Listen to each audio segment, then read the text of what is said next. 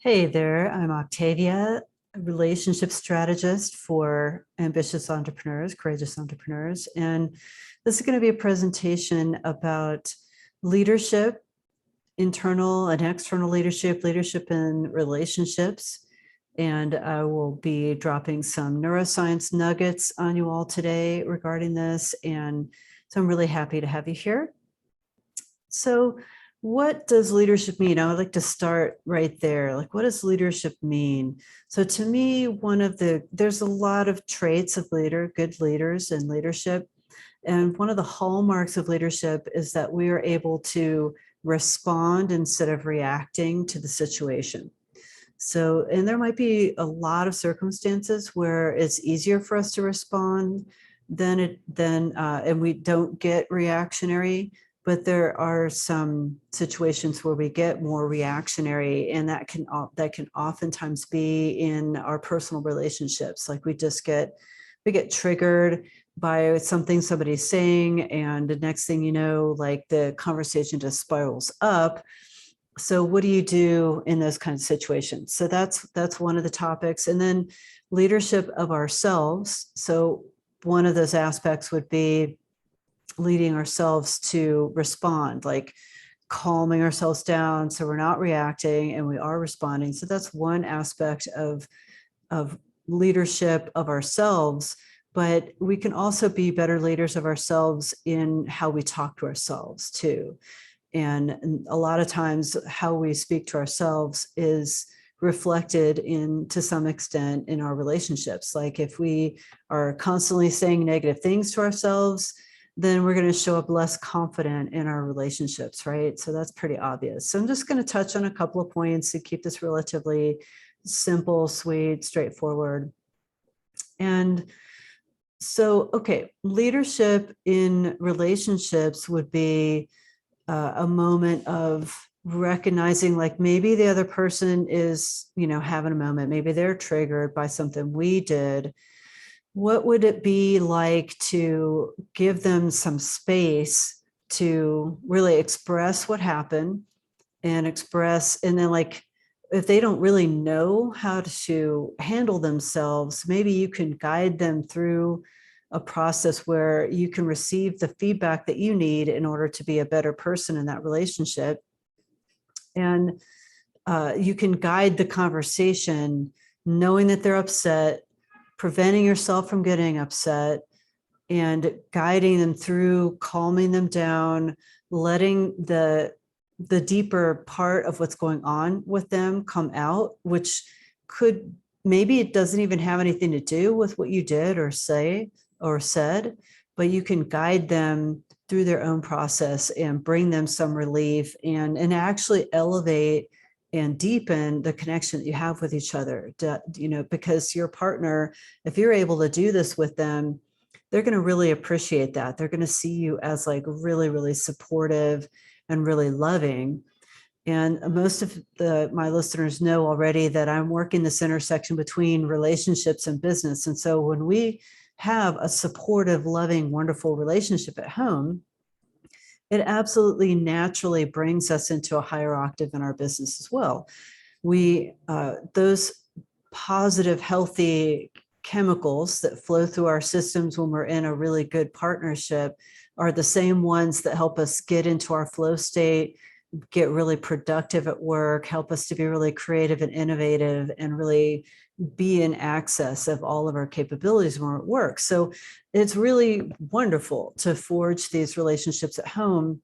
And sometimes it might come down to you. Like, it could be that you can develop greater relationship skills in order to build the kind of relationship you want, which, it could be some partner training in some ways, helping them see themselves more clearly, how they're showing up in the relationship, but doing it in such a way with like finesse, with grace, with a lot of love, so they don't feel threatened by the kind of feedback that you're giving them. They feel like you're helping them be a better person.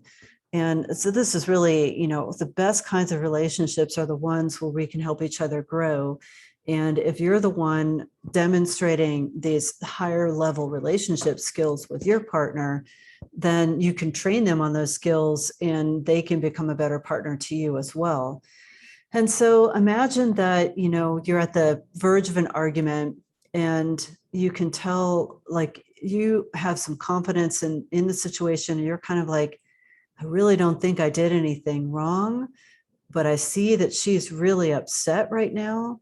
And so I'm going to calm myself down. And so one of the first things, I work in neuroscience, and this is an ancient neuroscience technique, which would be to just calm down your body, get back in your body, take a deep breath, and that oxygen flowing in your brain from a modern neuroscience perspective tells your body, I'm not going to run. I'm not going to go into fight or flight. I'm not going to get angry right now. I'm just going to stay calm. I'm going to watch and listen.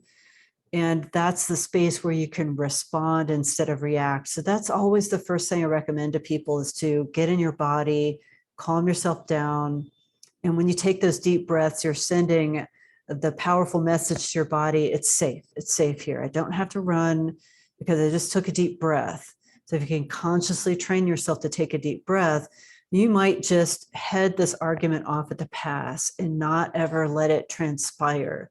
By you being in your body and being calm, with your heart open and being loving and obviously still connected, not detached from your partner, not running away, but being there and demonstrating that you're ready to listen to them. This is something where you can guide a conversation away from the spinning up argument. This is the first step to calming down an argument. Because the last thing you want to do is be sitting at your desk at work, trying to get work done, and you're worrying about the argument, or replaying in your mind, what could have I done different? How could I have been how could I have shown up better there? How could I have been more loving? Is there anything I can do to keep that from happening again? Because most of us really don't like, recurring constant arguments all the time, right? And so there's another thing that you can learn about.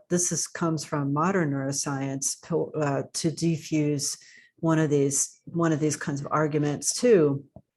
And this has to do with our mirror neurons. So we're reflecting back and forth between each other.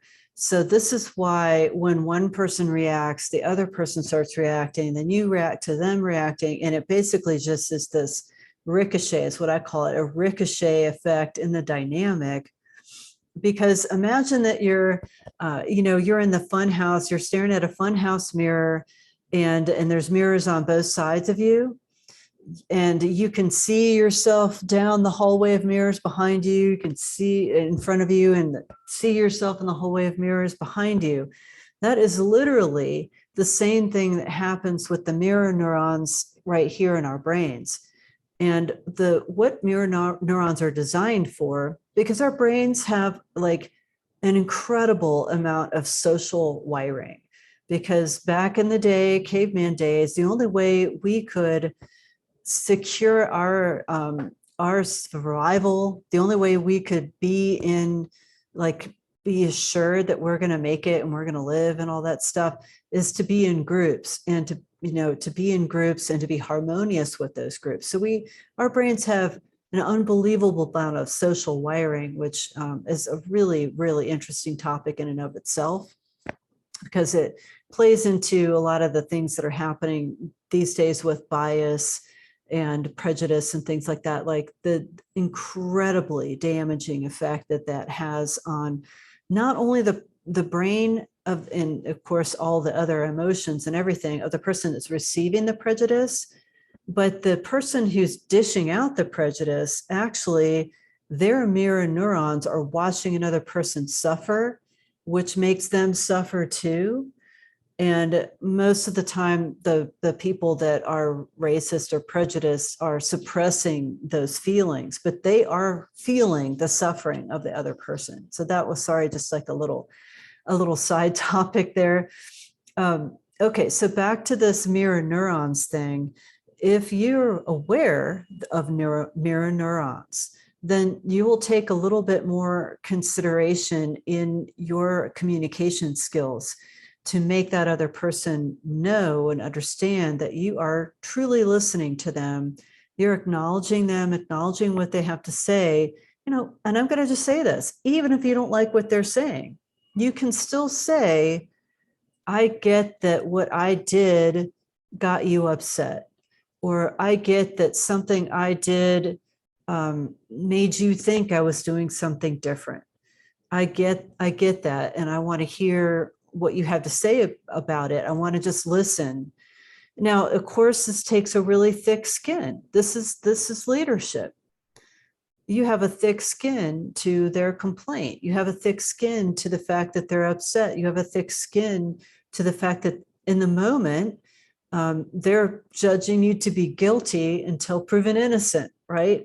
Nobody likes to feel that way. And so you've got to manage your feelings in the whole situation.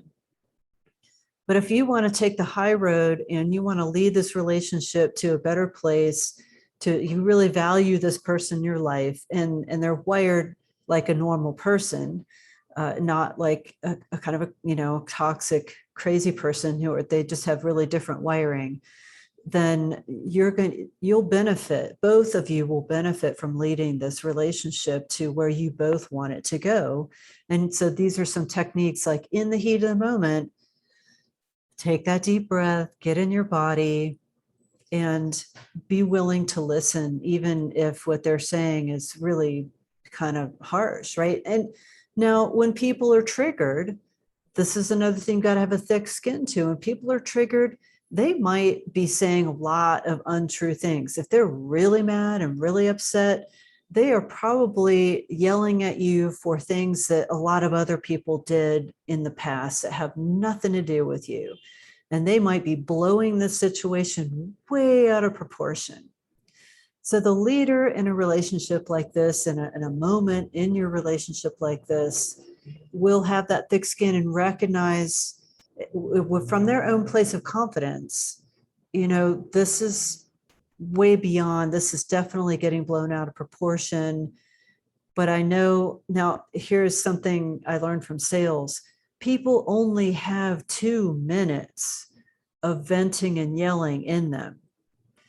If you can have a thick skin for that whole entire 2 minutes and let them vent, let them get it out, and you just sit there and you hold space. That's what we call it when you're grounded in your body and you're just listening and you're doing direct eye contact and you're like, I know you're white knuckling it because they're yelling at you.